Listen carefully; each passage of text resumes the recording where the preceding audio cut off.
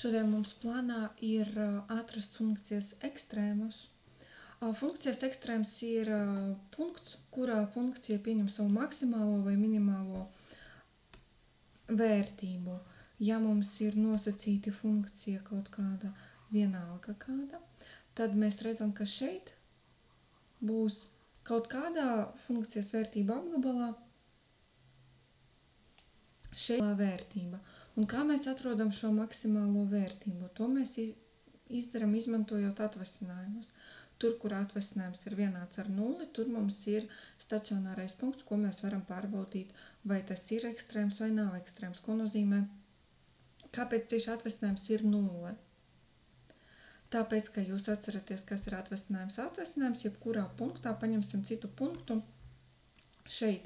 Tad atvasinājums šajā punktā ir pieskares virziena koeficients. Tad lūk, ja mums ir maksimuma vai minimuma punkts, pieskare izskatās šādi. Tā ir paralēli x asī. Līdz ar to k koeficients šeit ir 0. Ja? Taisnas virziena koeficients, kas mums ir y, ir vienāds ar kx plus m. K ir 0, ja mums ir paralēli x asī. Līdz ar to, ja mēs varam atrast funkcijas atvasinājumu, tas nozīmē atvasināt funkciju, pielīdzināt šo atvasinājumu 0 un atrast tādu x-u, tādu argumentu, pie kura atvasinājums ir 0. Tas būs mūsu stacionārais punkts, ko mēs varam tālāk pārbaudīt uz to, vai tas ir vai nav ekstrēms. Sāksim ar mūsu piemēru. Mūsu piemērs ir funkcijas reizinājums. Pie tam otra funkcija e pa k pa x mīnus x kvadrātā mums vispār ir salikta funkcija. Ja? Un tagad no sākuma mums ir jāatceras, kā izskatījās atvasinājums no funkciju reizinājuma, un tad jāatceras, kā izskatās saliktas funkcijas atvasinājums. Sākam. F' mums ir tad x atvasinājums reiz otra funkcija plus otras funkcijas atvasinājums reiz x. Sākam x' reiz e pa k pa x mīnus x kvadrātā plus atvasinājums šai funkcijai reiz x. Pagaidām neatvasināsim, parunāsim par e pa k pa x mīnus x kvadrātā atvasinājumu. Kas tas ir? Tā mums ir salikta funkcija. Ja mēs pateiksim, ka rho no x mums ir x mīnus x kvadrātā, tad kā izskatīsies e pa k pa rho atvasinājums? Tas būs e pa k pa rho reiz rho atvasinājums pēc x. Jā, tas nozīmē, ka mums ir jāpaņem, jāatvasina funkcija, izmantojot to argumentu, kas mums ir dots, šajā gadījumā x mīnus x kvadrātā, reiz rho, reiz iekšējās funkcijas atvasinājums. Izdarīsim to, tad e pa k pa x mīnus x kvadrātā atvasinājums būs e pa k pa x mīnus x kvadrātā. Kāpēc e pa k pa x mīnus x kvadrātā? Tāpēc, ka eksponentes atvasinājums ir eksponente. Ja jums būtu bijis sinus x mīnus x kvadrātā jāatvasina, tad tas būtu kosinus x mīnus x kvadrātā reiz x mīnus x kvadrātā atvasinājums. Ja? Tas ir nevis es vienkārši pārakstu šo eksponenti, bet tas ir tāpēc, ka eksponentes atvasinājums ir eksponente, tāpēc nemainās. Jā, bet esat uzmanīgi citos piemēros. Tātad, turpinam. E pa k pa x mīnus x kvadrātā atvasinājums, tas ir e pa k pa x mīnus x kvadrātā, un reiz x mīnus x kvadrātā atvasinājums, tas ir 1 mīnus 2x. 1 mīnus 2x. Tad liekam šeit visu iekšā, es turpinu šeit rakstīt. Mums tad paliek visu pārakstu. X' ir 1, tad 1 reiz e pa k pa x mīnus x kvadrātā, plus mēs jau ieguvām to atvasinājumu, kas mums ir eksponentei.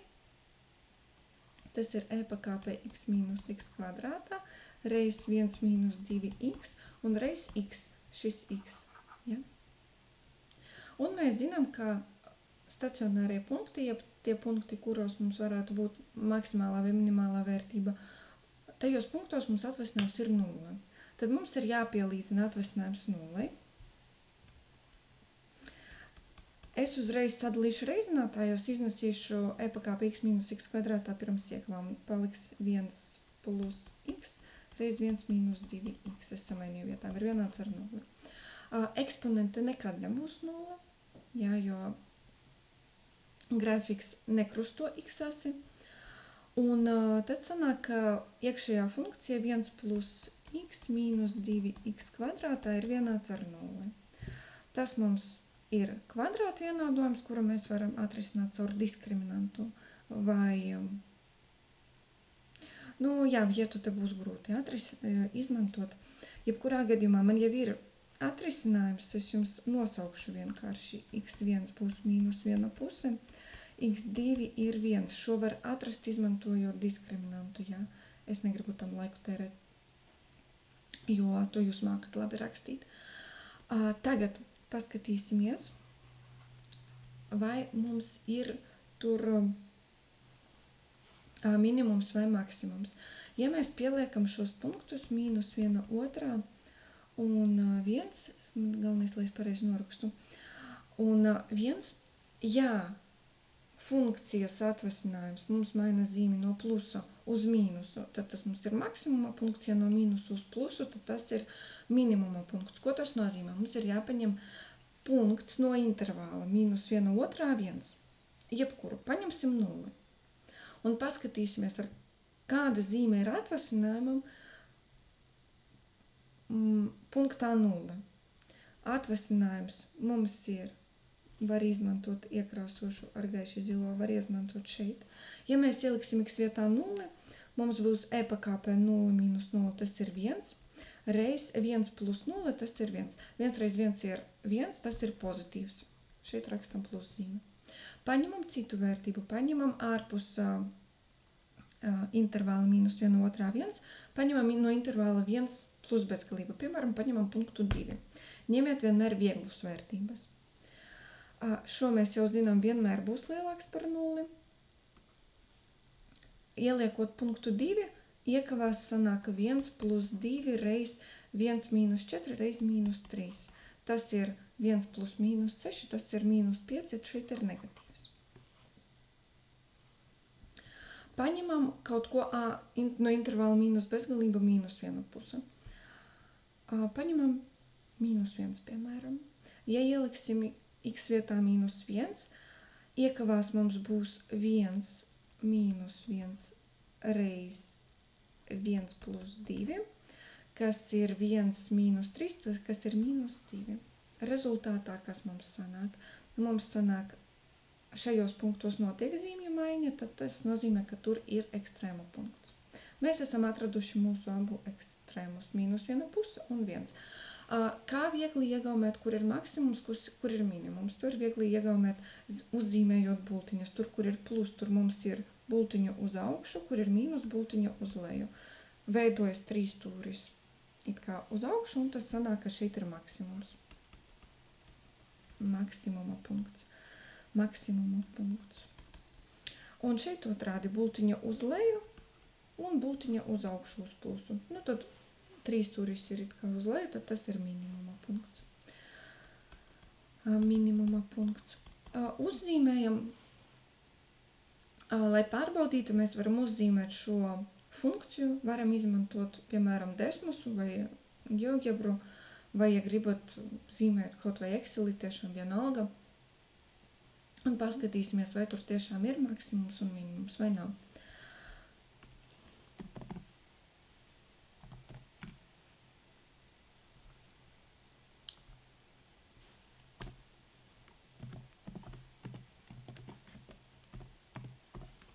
Re, kur ir mūsu funkcija. Jā. Tā ir 2 izliekumi. Šeit ir minimuma punkts, mīnus 1 pusē. Un šeit ir maksimuma punkts, punktā 1. Pirmais piemērs ir atrisināts. Jā, ļoti viegli, tiešām ļoti viegli. Ir vienkārši jāpaņem funkcija, jāpielīdzina atvasinājums 0, jāatrod pie kāda x ir 0. Viss, easy peasy. Paņemam nākamo uzdevumu. Mums ir naturālais logaritmas. Es atgādinu, ka naturālais logaritmas ir vērtība, pie kuras eksponente. Tātad naturālais logaritmas no eksponentes tas ir 1, jā. Tad atvasinām šo funkciju, šī mums ir salikta funkcija.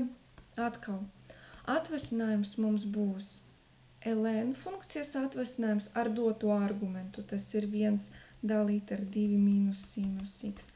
Un reiz iekšējās funkcijas, kas ir 2 mīnus sinus x atvasinājums.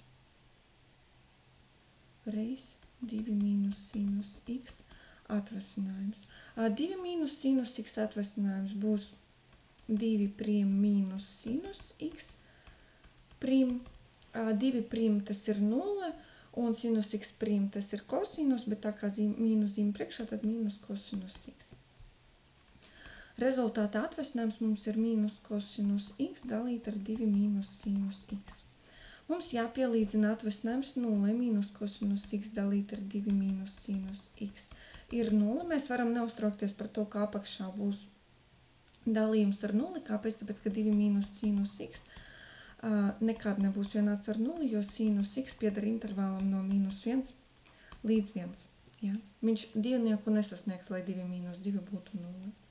Līdz ar to mīnus kosinus x ir vienāds ar 0. Kosinus x ir vienāds ar 0 punktos, kad punktos pi dalīts ar 2 plus pi n. Tad x ir vienāds ar pi dalīt ar 2 plus pi n. N pieder veselajiem skaitļiem. Kosinus mums ir pāra funkcija, līdz ar to mīnus kosinus x ir tas pats, kas kosinus x. Lūk. Un tagad, ja mēs zīmēsim, mums ir pi dalīts ar 2, tad mums ir 3 pi dalīts ar 2. Šeit mums ir mīnus pi dalīts ar 2, nu, piemēram, 5 pi dalīts ar 2. Un tā tālāk paņemsim kaut kādu skaitli pa vidu. Paņemsim punktu pi. Punktā pi, lai uzzinātu atvasinājuma zīmi. Punktā pi kosinus ir mīnus 1, mīnus 1, tas ir 1 dalīt ar 2. Tad šeit ir pozitīvs.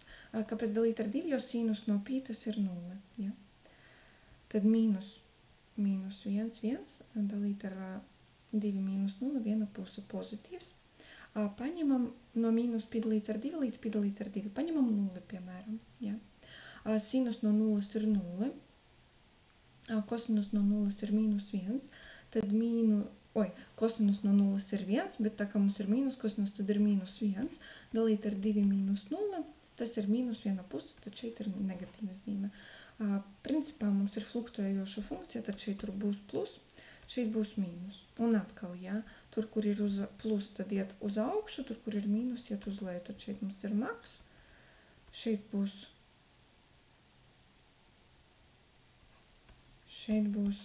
min, maks, min un tā tālāk. Uzzīmēsim šo funkciju ln 2 mīnus sinus x. Un paskatīsimies, vai mēs pareizi atradām.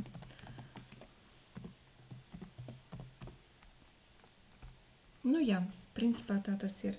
Re, kur ir mūsu minimālā vērtība punktā pi dalīts ar 2, maksimālā vērtība punktā mīnus pi dalīts ar 2, atkal nākamā maksimālā vērtība punktā 3 pi dalīts ar 2. Un tā tālāk. Re, kur. Tādi piemēri. Vispār ekstrēma uzdevumi ir ļoti, ļoti vienkārši. Ja jūs mākat labi atvasināt, tas ir easy peasy. Galvenais ir mācēt labi atvasināt. Veiksmīgi jums!